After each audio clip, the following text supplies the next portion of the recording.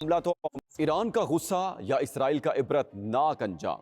जिस इसराइल को नाकाबिल तस्खीर समझा जाता था, आज उसकी सड़कें अपने ही शहरियों के बोझ से लरज रही हैं। बंकर्स कब्रिस्तान बन चुके हैं और एयरपोर्ट्स मैदान जंग का मंजर पेश कर रहे हैं।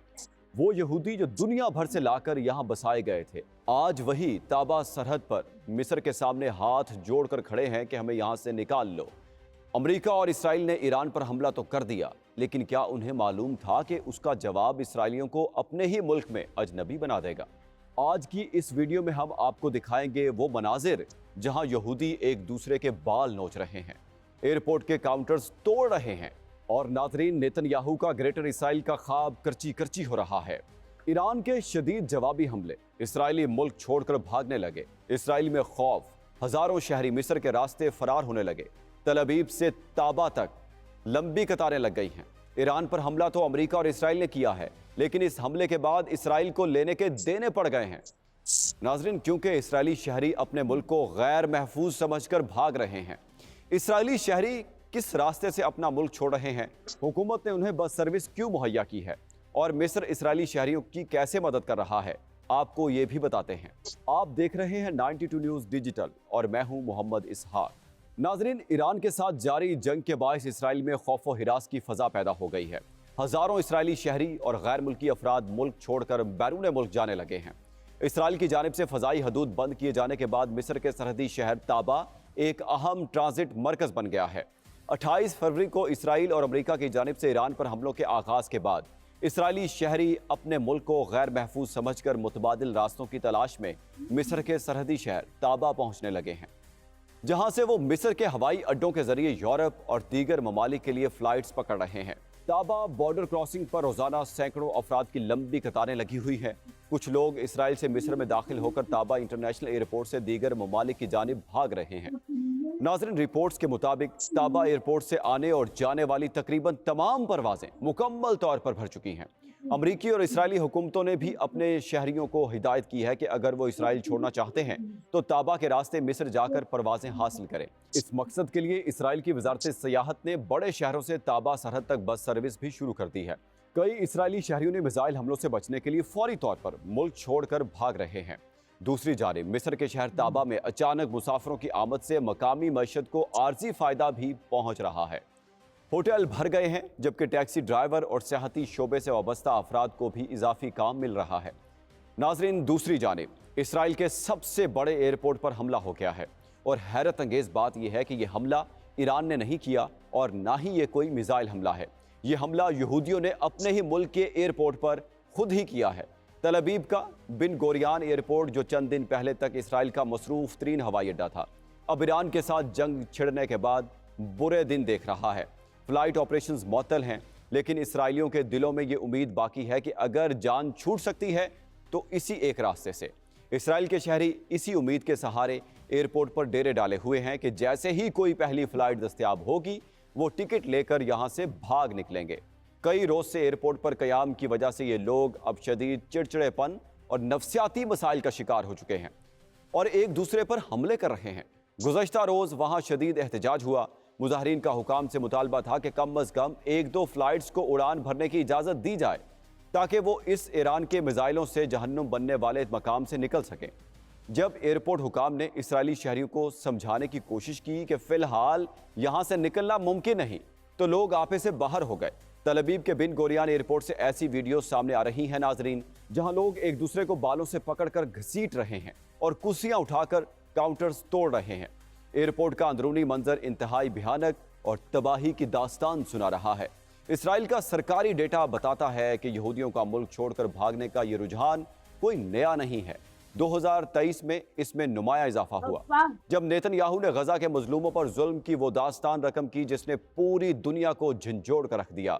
जिस बेदर्दी से चीरख्वार बच्चों का कत्लेआम किया गया, औरतों की बेहुरमती की गई और बूढ़ों और जवानों को खुराक से महरूम करके मारा गया, उन मनाजिर ने जहां दुनिया को रुलाया, वहीं दूर अंदेश यहूदियों के दिलों में यह खौफ भी पैदा कर दिया कि इस जुल्म का जवाब एक दिन उनके घरों तक जरूर पहुंचेगा।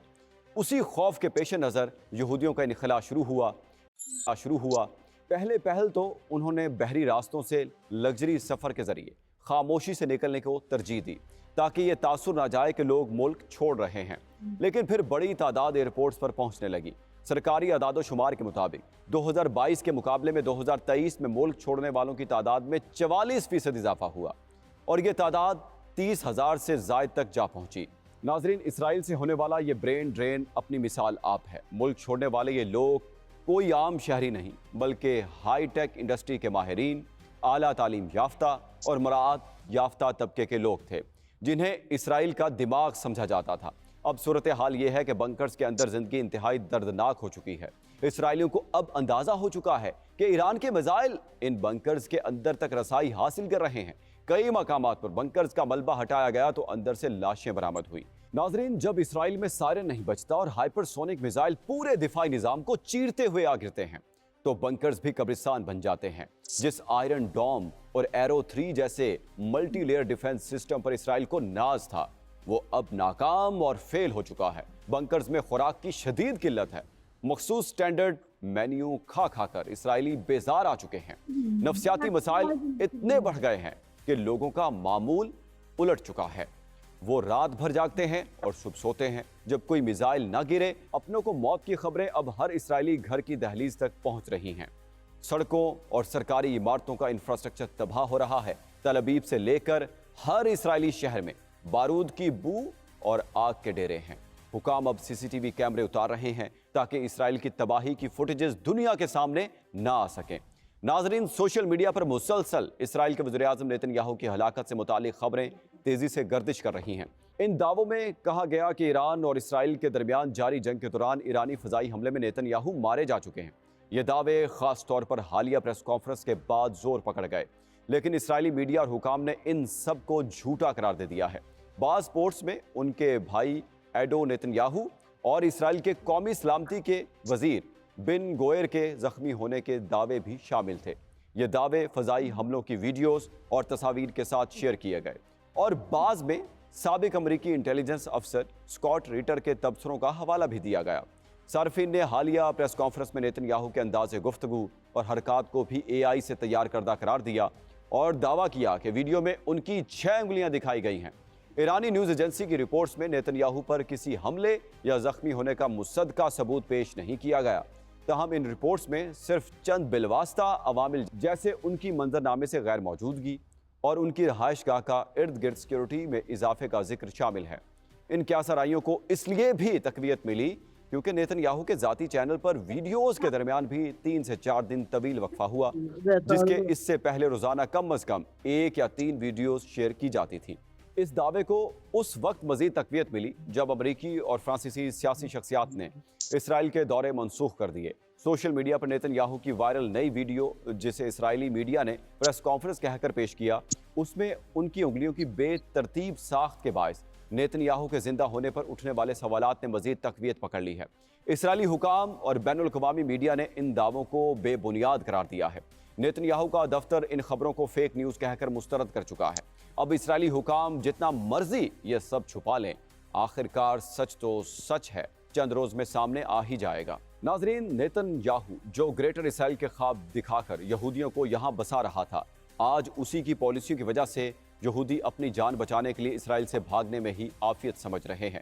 ناظرین، تاریخ کا پہیہ الٹا گھوم چکا ہے۔ جو نیتن یاہو فلسطینیوں کو ان کی زمین سے بے دخل کرنے نکلا تھا، آج اسی کی پالیسیوں نے خود اسرائیلیوں کو ہجرت پر مجبور کر دیا ہے۔ آئرن ڈوم فیل ہو چکا ہے، ایرو 3 ناکام ہے اور اب صرف ایک ہی راستہ بچا ہے، کسی طرح اسرائیل سے بھاگ جاؤ۔